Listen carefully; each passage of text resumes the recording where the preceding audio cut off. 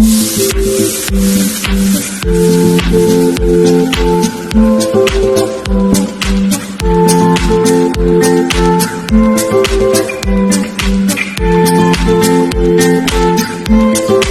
student, welcome you all in my class. Today we will discussion about oogenesis. So what, let's start our class. तो oogenesis टा हम fast देखिबा.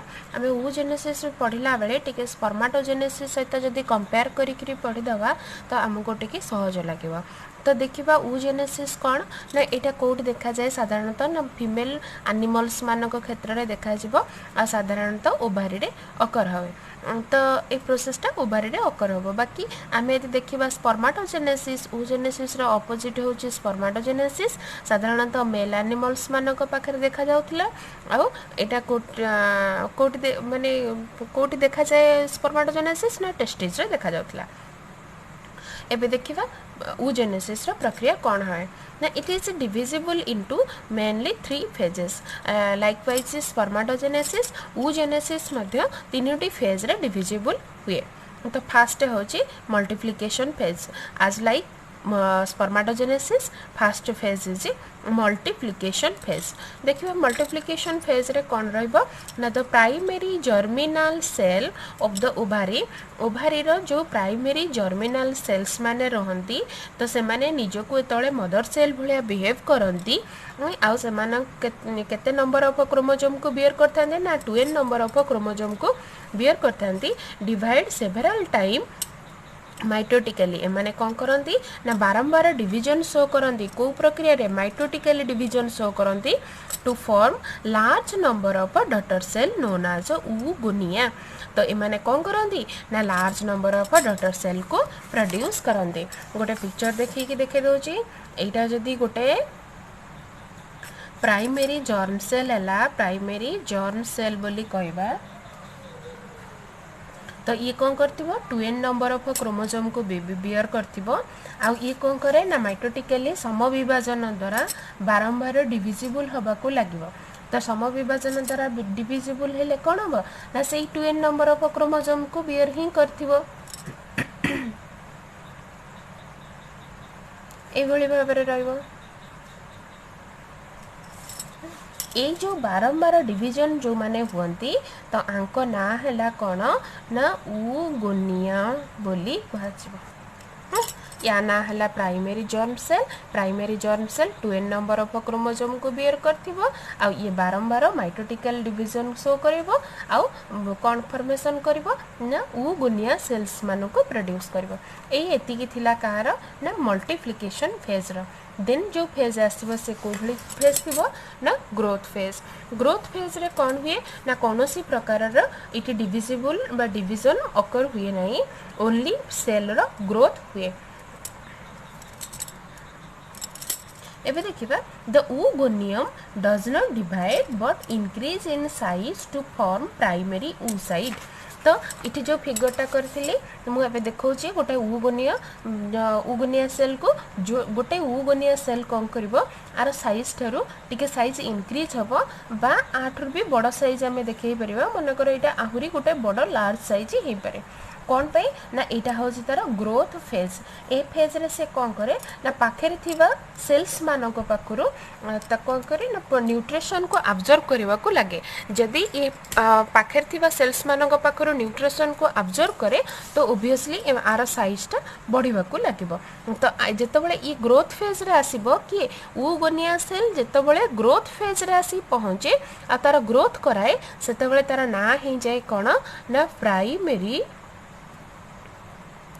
oocyte बोली कहि परिबा. Primary oocyte बोली तार ना आसी जाए. एबे देखिबा the growth is associated with the growth of nuclear and cytoplasmic growth. तो गोटे कॉमन आइडिया भाबिबा तो ग्रोथ रा केतबेले हुए ना जेतबेले गोटे सेल रो साइटोप्लाज्म आउ ता भीतर थिबा न्यूक्लियस रो ग्रोथ हुए ऑटोमेटिकली सेल रो ग्रोथ हुआ.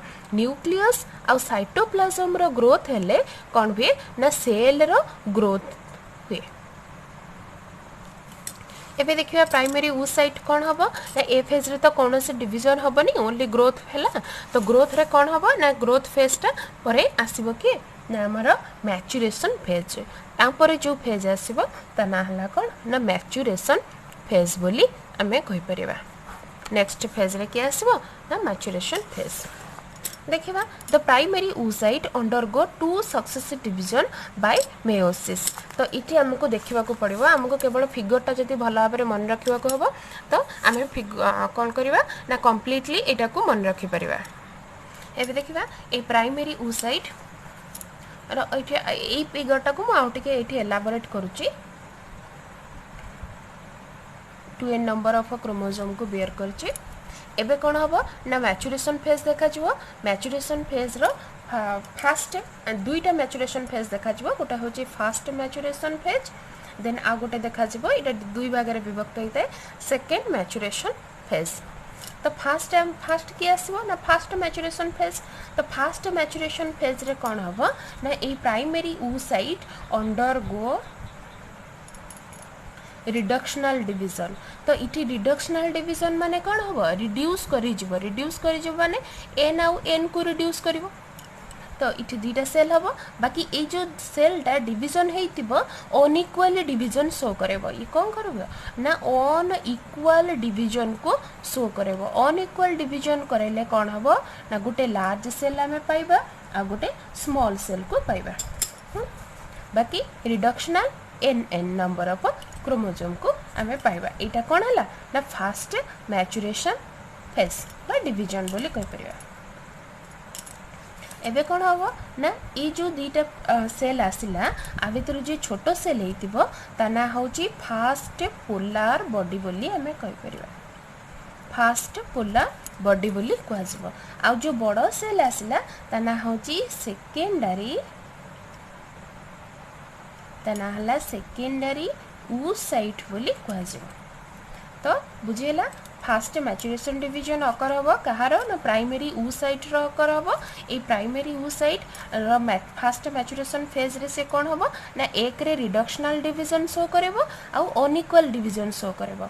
अनइक्वल सेति लागि गोटे लार्ज सेल प्रोड्यूस हम गोटे स्मॉल सेल प्रोड्यूस हम।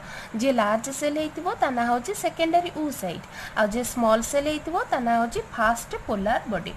एबे देखिबा ए सेकेंडरी oocyte फर्दर डिवीजन करिवो।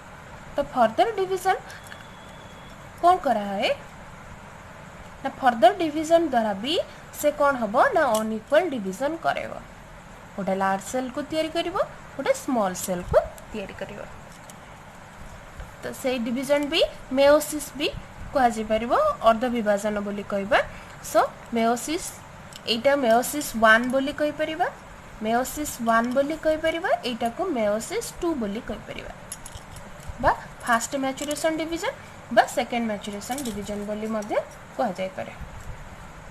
बाकी ए डिवीजन टा अनइक्वल हेतिला आ रिडक्शनल हेतिला रिड्यूस कर देतिला रिडक्शनल हेतिला। बाकी एटा इक्वेशनल हवा equational division but unequal division. Unequal गोटे लार्ज सेल अच्छी भांगी गोटे बड़ सेल को तैयारी करची गोटे छोट सेल। एटा गोटे पेन मुझे पेन टा को एमती भाव माने भांगी जमती कि दुईटा हाफ इक्वाल आसुथिबो।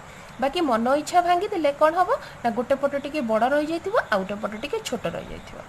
तो एभली भाव में से डिवीजनटा हेची गोटे बड़ सेल तैयारी हेची गोटे छोट सेल तैयारी हेची। जी बड़ हेची ता ना होची मैच्योर ओवम बोले कहि परिबा आ जी छोट आसीची ता ना होची सेकेंड पोलार बॉडी। कहीं सेकेंड पोलार बॉडी रहिला ना आमे जानथिले first polar body first maturation division ने तैयारी हेतला।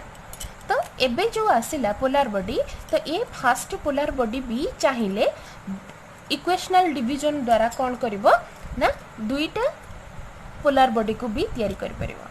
बाकी एटा तारा इच्छा हले से डिवीजन करि परिवो फर्दर नहल नहीं नहीं करि परिवो नहीं। तो ये जो आ भितर रहिला ये तीनटा को पोलार बॉडी नॉन फंक्शनल को बियर करथांती नेचर को नॉन फंक्शनल नेचर को बियर करथांती। बाकी रुहे किए ना मैच्योर ओवम ए गोटिए ही होची कार्य दृष्टि फंक्शनल। एबे सेही कथाटा को कहा जाय छी जे first division is meiosis 1 and 2 unequal daughter cells are produced and the large cell is called a secondary oocyte and this division is reductional and the smaller is called a first polar body. जदि आमे a figure टाको आखि आगे मन रखी दबा मो आ गोटे भलो फिगर भी देखै दोची एटा आमे यदि गोटे बुक रु देखिबा तो गोटे भलो कंप्लीट फिगर एटी x लिखा अछि आमे ताको n बोली लिखि परिबा बा x बोली भी नै परिबा एई भली गोटे फिगर आमे ड्रा करिबा जदि हमर फिगर टा मन रहि जिवो ताले ए प्रोसेस टा को आमे ऑटोमेटिकली लिखि परिबा then देखिबा oogenesis is followed by formation of a protective covering called egg membrane जेते बळे गोटे ओवम थियरी आसी जाए गोटे मैच्योर ओवम रो थियरी आसी जाए सेते बळे कोन हुए ना एग रो फॉर्मेशन आसे तो एग मेम्ब्रेन रो फास्ट फॉर्मेशन आसे oogenesis प्रक्रिया परे एग मेम्ब्रेन रो फॉर्मेशन आसला then देखिबा the primary membrane is formed surrounding the plasma membrane तो प्रथमे जो मेम्ब्रेन टा आसीबो प्राइमरी मेम्ब्रेन से कहा को बेस करी कि हेतिबो जदी गोटे एटा गोटे मैच्योर ओवम होइतिबो एई भली भाबरे गोटे फॉर्मेशन आला प्लाज्मा मेम्ब्रेन को बेस करी करी कोन होबो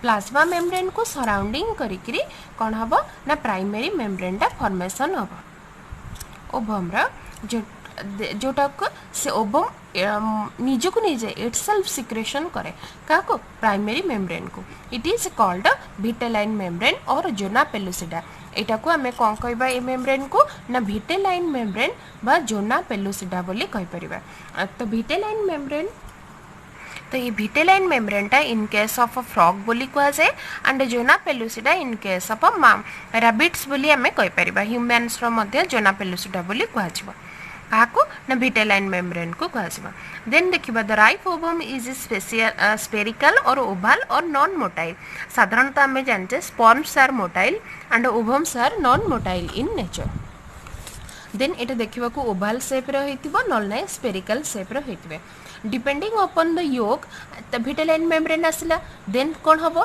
ना एग भितरे योक रो डिपोजिशन आरंभ हबो the eggs are of following types जो योक रो डिपोजिशन को बेस करले आमे एग को तीन भाग रे विभक्त करछे फर्स्ट होची माइक्रोलेसिथाल माइक्रो आसीची तो स्मॉल को बुझोची माइक्रो मीन्स लिटिल बा स्मॉल तो eggs are small with a small quantity of yolk in the cytoplasm जदि एग रो साइज टा छोट होइतिबो आ ता भितरे भी योक रो परिमाण स्मॉल अमाउंट रो प्रेजेंट रहितिबो कोटी साइटोप्लाज्म भितरे देन एटा को माइक्रोलेसिथाल बोली कहबा आर एग्जांपल ले कि आसीबो ना hydra sea urchin Herdmania etcetera then आसला मेसोलेसिथाल मेसोलेसिथाल कौन हबो ना जदि मॉडरेट अमाउंट रो योक प्रेजेंट रहइबो moderate amount of yolk present रहला आ साइज टा ना बड़ थिबो ना छोट थिबो ताहाले हबो मेसोलेसिथाल साधारणतः फिश एम्फिबियंस एई मानकर रहइबो मेसोलेसिथाल टाइप रो देन आसीबो माइक्रो रो ऑपोजिट होची मैक्रोलेसिथाल एक तार अलगा नाम मध्य मेगालेसिथाल बोली हमें कहि परिबा the eggs are very large eggs टा साधारणतः ओबियसली लार्ज होइतिबो containing enormous amount of yolk yolk रो परिमाण बहुत अधिक रहितिबो के ना बर्ड्स रेप्टाइल्स ए माने सब आ अंडर रे जिवे तार मैक्रोलेसिथाल रो एग रो अंडर रे देन देखिबा the density of yolk cytoplasm increase from the animal poles towards the vegetal pole साधारणतः जदि आमे गोटे एटा देखिबा गोटे ओवम हेतिबो तारो ऊपर ऊपर पोल हमर आर दुईटा पोल रहितै ऊपर लेयर टाको आमे कोन कहबा ना एनिमल पोल बोली कहि परिबा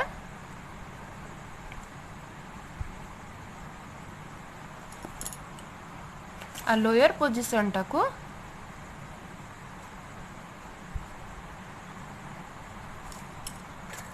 लोअर टाको आमे वेजिटल पोल बोली कहबा एठी कोन कहया गला साधारणतः आमर योक रो cytoplasm increase from the animal pole towards the vegetal pole ता माने योकटा एनिमल पोल रो डिपोजिशन हबा आरंभ हुए आ इंक्रीज करी करी का जाए वेजिटल पोल आड़ को